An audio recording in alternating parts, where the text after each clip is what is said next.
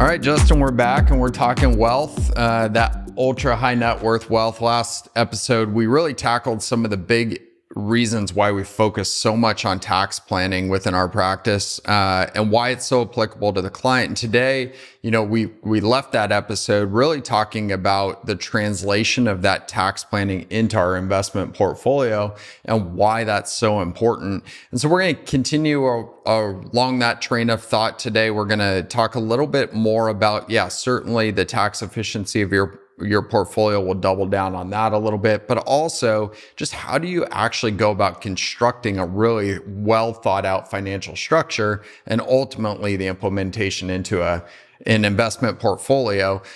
So maybe just pick it up there for me, Justin. Talk a little bit about some of the considerations as we start to think about building this investment plan for some of our ultra high net worth clients. Where do we even start? What's important? Where do we place assets?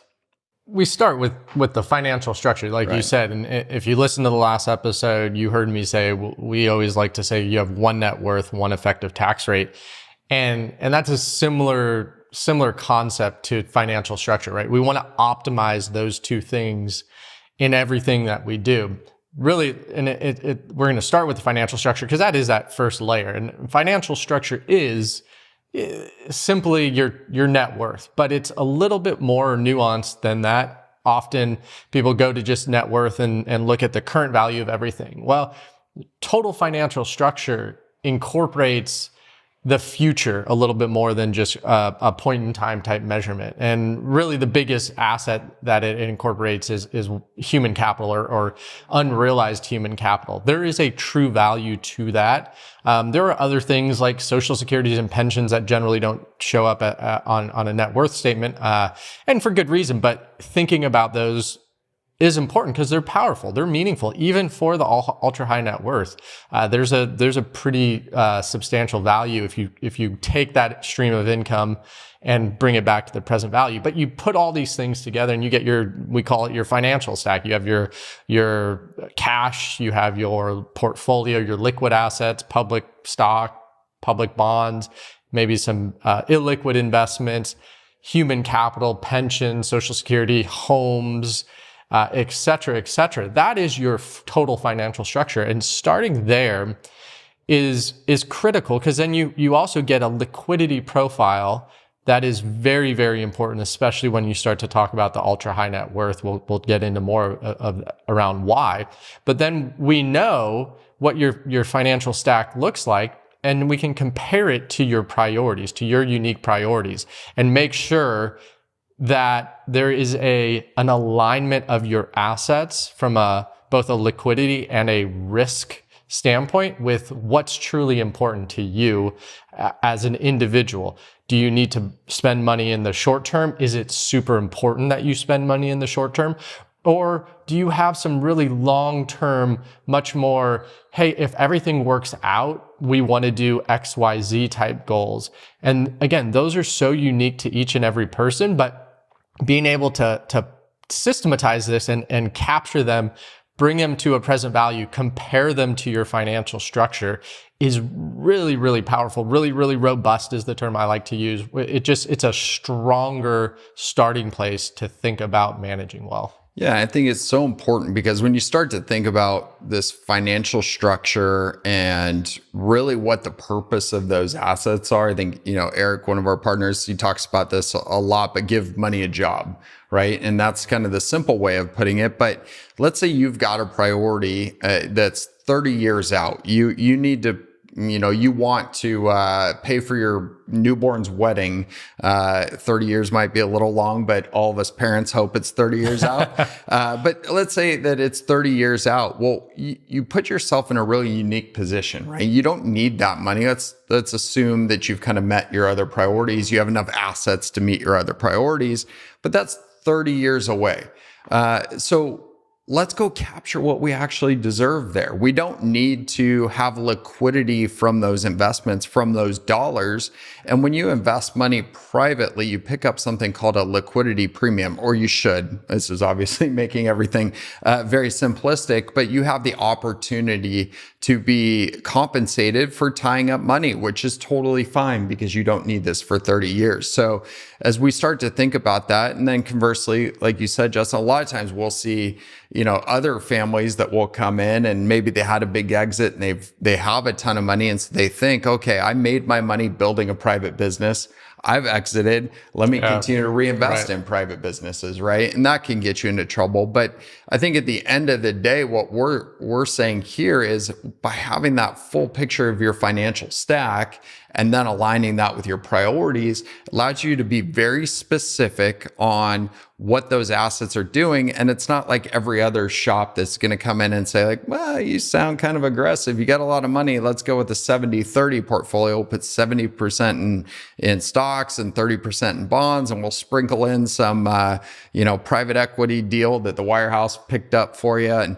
And there's just very little strategy to it. We see it all the time, right? Yeah. But not only is there very little strategy to it, we can, and we think very strongly, clearly that looking at it in a total financial structure way is way, way better. There's another layer to what we're talking about or what we've introduced as well. So it gets more specific, more fine-tuned, and it really dovetails with our last conversation around tax planning, right? Well, so we have your financial structure, we have your priorities. Well, then let's go a layer deeper and make sure we're putting not only assets from a length of time or a duration standpoint to match your priorities, but also from a tax efficiency standpoint. So a perfect example, especially in the ultra high net worth arena, is municipal bonds. Phenomenal place to be for shorter term, more conservative or important or essential type priorities, where the general nature of municipal bonds are they're just highly tax efficient. Not every single state treats them the same way, and it depends on where you live, et cetera, et cetera. But overall, it's an incredibly tax efficient place for the ultra high net worth to allocate assets to, again, for more your essential, important type things. And again, it goes back to maximizing your after-tax rate of return. It's very easy for somebody to say, oh, this particular bond is yielding X, and then forget about the tax treatment of that particular bond or where it's held even. And again, just kind of leaving money on the table. So there's more to this. And even beyond just using municipals as an example, right? It's this concept of asset allocation. Again, we kind of touched on it in the last conversation, where we want the most tax efficient assets to be exposed to taxable accounts. If we have the option or the opportunity to put assets that generate, higher taxable income, current income, you can't avoid it necessarily all the time. We're going to put those in tax deferred accounts or a Roth account where, hey, it's tax free for essentially the rest of your life. And so thinking through it in a multi-dimensional way goes to optimizing your overall rate of return, net worth, and minimizing your tax rate. And I think the other thing that I think hopefully people are starting to realize is we haven't brought up a stock picking strategy yet. Yeah. We haven't started to bring up that we have some keen insight on the public markets or anything like that. And that's because it frankly just doesn't matter. If that's what you're being sold, especially as an ultra high net worth person, they're definitely selling you a bag of goods. Really where the value in planning on an investment portfolio comes from is this planning aspect, right? It's putting the right financial structure in place, making sure that you're getting the full return that you deserve from market access, right, when you do need liquidity. And then flipping over to the illiquid side, I had mentioned this, hopefully you're getting an illiquid premium. Unfortunately, that doesn't always happen, but it all turns to access, right? And so I do want to spend a couple minutes there at least, Justin, talking about, once you find yourself in this position and you have the ability, not everything's created equal on this private side, right? It's so much access that's going to drive your return, your risk profile, you getting what you deserve, and you're going to be inundated with all kinds of different opportunities. So maybe spend a couple seconds here, Justin, just talking about if I'm this ultra high net worth family, I've got all my priorities dialed in. I can take some illiquidity risk here. Should I just be picking the product off the platform? Should I be involved in pre-IPO stuff? How do we think about the private side and actually helping families get what they deserve on this side? Yeah, short answer is let's go to the data first and foremost. And I also, before I go there, I want to hit on what you said earlier around the liquidity or illiquidity planning as well, right? We're talking about a hypothetical example where we've sat down, we're like, yes, you deserve some illiquidity, you can get exposure. It's really important to think about that illiquidity or liquidity planning. We've seen it, like you said, time and time again, where the illiquid nature of someone's financial stack, they have plenty of wealth, but it doesn't actually line up with what they want to do. And so there's a planning opportunity that's been missed in the past, and we're trying to correct it. But to your question specifically around the private market side, we talk about this a lot. We go to the data. We are a data-driven organization. And in the private markets, the general thesis is completely different than what exists or what we have in the public market side. We don't pick active managers. We don't pick individual stocks because the data just doesn't support it. You alluded to it on the private side. The data does support some form of what you would call active management. Now, it doesn't support just blindly going and taking any fund or product off the shelf that is a venture capital fund or a private equity fund. It's a lot more nuanced. The top tier managers in venture, we love that space quite a bit, is the best performing asset class in general. The best performing managers tend to outperform persistently. That's great, but getting access is critical. Building that network, it's such a relationship game, and building that network takes time. It takes the right value add relationships or opportunities. And so those are all things to think about. Just because there's a big check that can be written doesn't automatically grant access. It's very, very, like I said, very much a relationship game. So that's one way to think about it. And then also the dispersions of return, right? You can really get hurt trying to go down this path. It's not just this, hey, this is a great asset class. It's the highest performing. I think we can get access to it.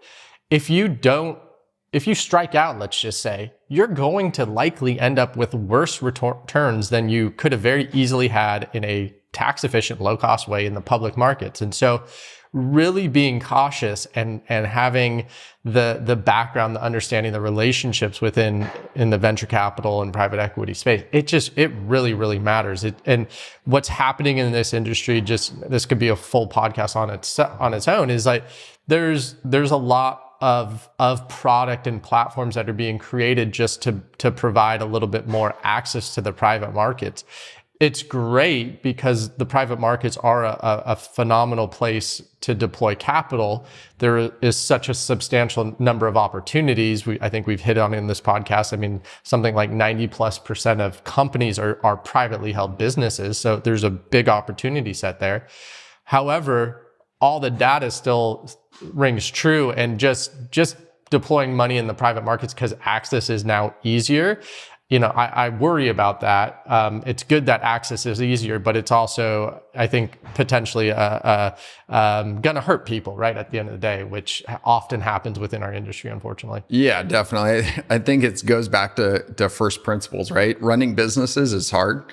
Anybody that's ran a business or started a business knows that it's very, very difficult. And to stay in business and to generate returns is even more difficult, right? And so as you're evaluating these opportunities, you need to make sure that you're at least putting your money where it has the opportunity to reward you for that type of risk. And there are people that are really successful at doing those things. And then when times like we've gone through recently happen, markets have been phenomenal, especially in the private side.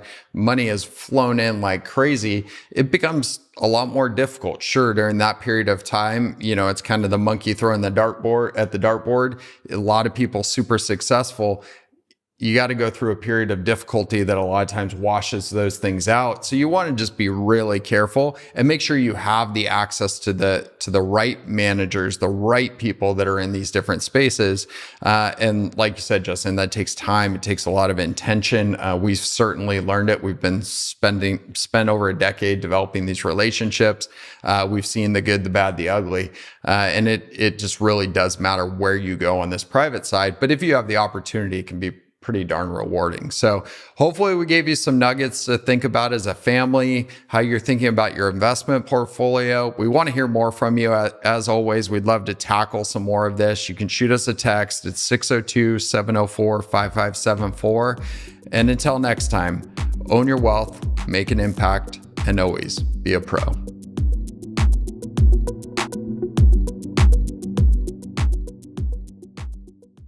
The information in this podcast is educational and general in nature and does not take into consideration the listener's personal circumstances. Therefore, it is not intended to be a substitute for specific, individualized financial, legal, or tax advice. To determine which strategies or investments may be suitable for you, consult the appropriate qualified professional prior to making a final decision.